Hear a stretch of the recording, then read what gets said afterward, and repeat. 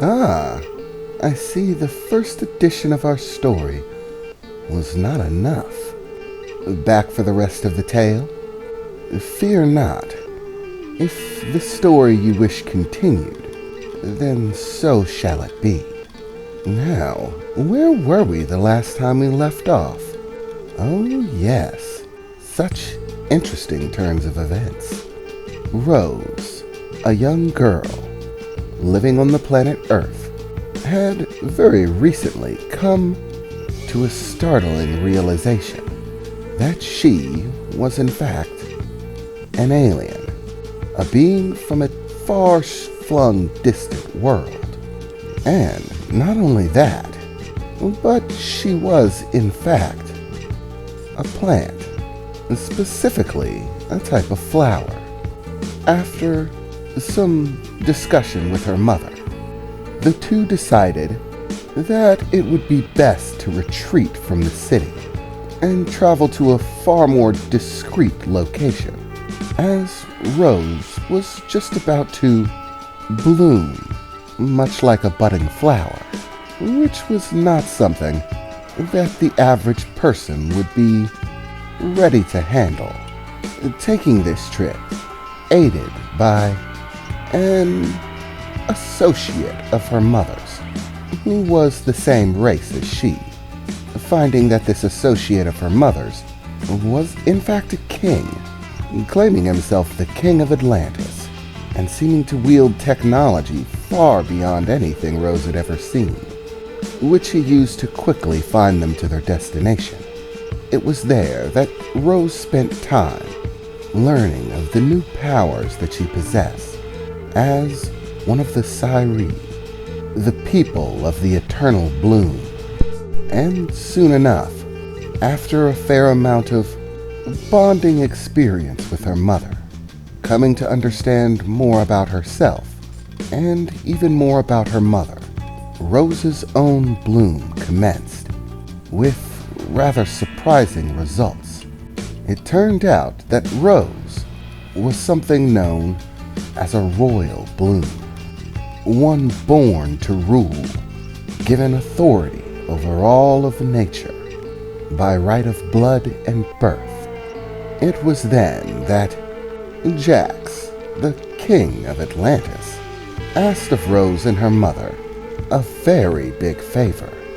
With Rose's status as a royal bloom who held dominion over nature, it was possible that this dominion might extend back to their home world, which Jax had tried to sway favor from before. However, her people were resistant, refusing to heed the king's warnings of an impending danger, an army of monsters, much like a virus sweeping across the universe, known as the Endure, to which Jax, the king of Atlantis, had dedicated his time and effort to fighting against.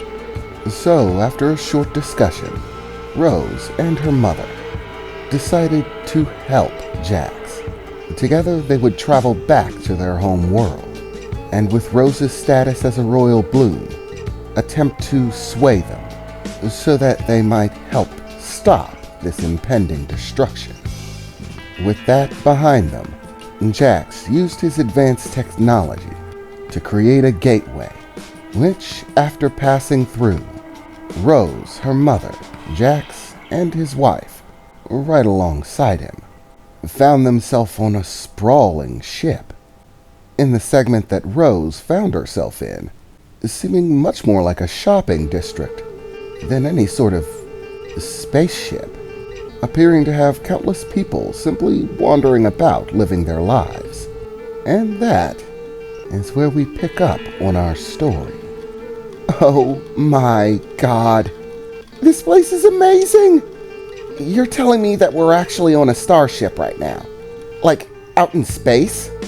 Yeah. This is actually our Galaxy class.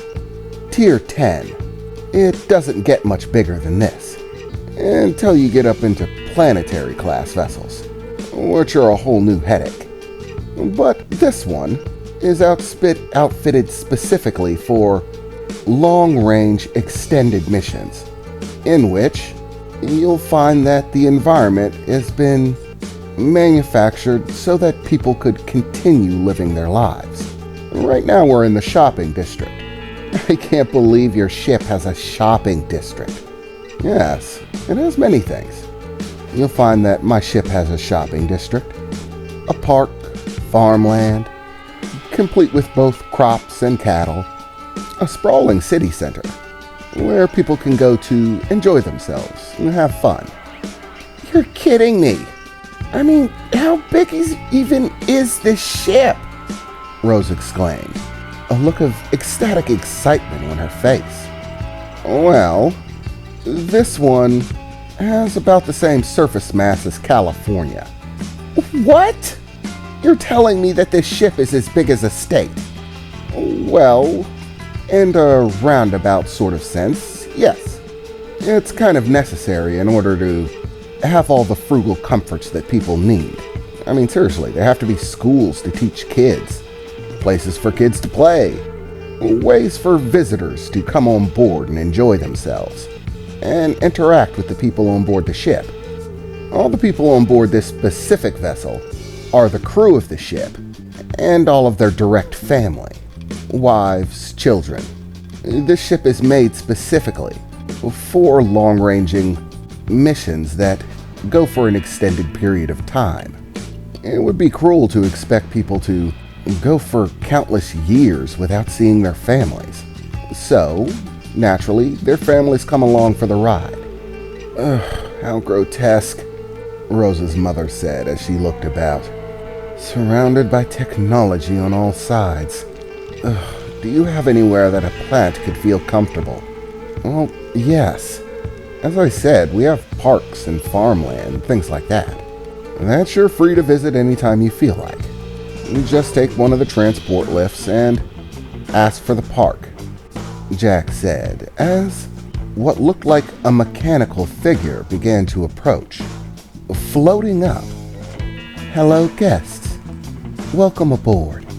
Your presence has been verified.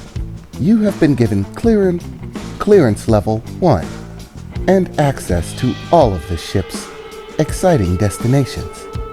We do hope that you enjoy your stay.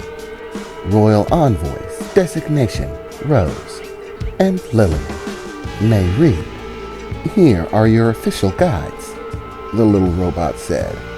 It was a curious device, looking like a small orb, with tiny arms protruding from it, and a little friendly head, adorned with a bright, colorful face, lit by lights that seemed rather primitive, but cute in a sort of way, like the robots on Earth that you can buy to be personal assistants and entertainment. Looking at it, Rose couldn't help but think that this one, if nothing else, was made to be friendly, as it opened its little circular chest, retrieving 2 small spheres and handing them forward to Mayrie and Rose. These will guide you to anywhere that you wish to go, give you complete schematics of everywhere on board the vessel, and interact with the primary systems in order to ensure your satisfaction during your stay. As Royal Envoys, your requests are being given priority clearance, meaning that they come first. Within the list of tasks, you may choose where you wish to stay. We have a multitude of habitable environments and room and board arrangements for nearly any type of sentient species. You may visit our underwater habitats, our natural preserves, our prestigious hotels, or any of the other fine places that you might wish to stay. Also, you have been given a generous supply of credits with which you can purchase many things within these stores and business centers here. So whether it's buying a video game system, a fabulous new dress, or relaxing at our state-of-the-art spa, we do hope that you enjoy your stay, the little robot said as the light formed a smile on its face, as Marie and Rose took the small spheres from it, and in a sudden rush of silvery liquid motion, suddenly found the spheres turning into this liquid silver form, rushing through their hands and fingers, and forming somewhat of a bracelet that began to emit a light, projecting a hologram from it. You may use the inventory list and information manifests to locate anything that you desire to do. According to the ship's data, your journey has been put into primary status and is the main objective of this vessel moving forward. In approximately 5 minutes, we will pass through the gate. This will take us to our nearest location from your home planet.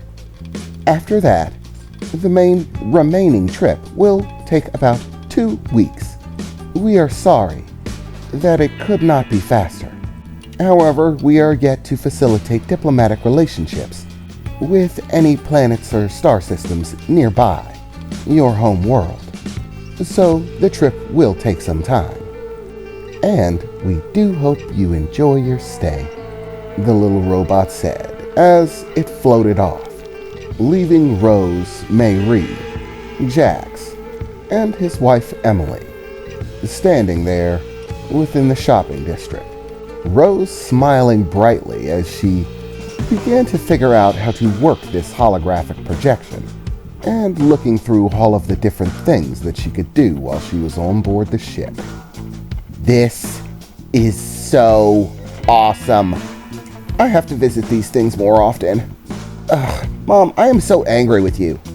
I mean, seriously, I could have been playing futuristic, space-aged video games. And instead, I've just been playing normal Earth games. Come on, Mom. Next time, if you know some guy who's the king of a mythical sunken city filled with futuristic technology, tell me.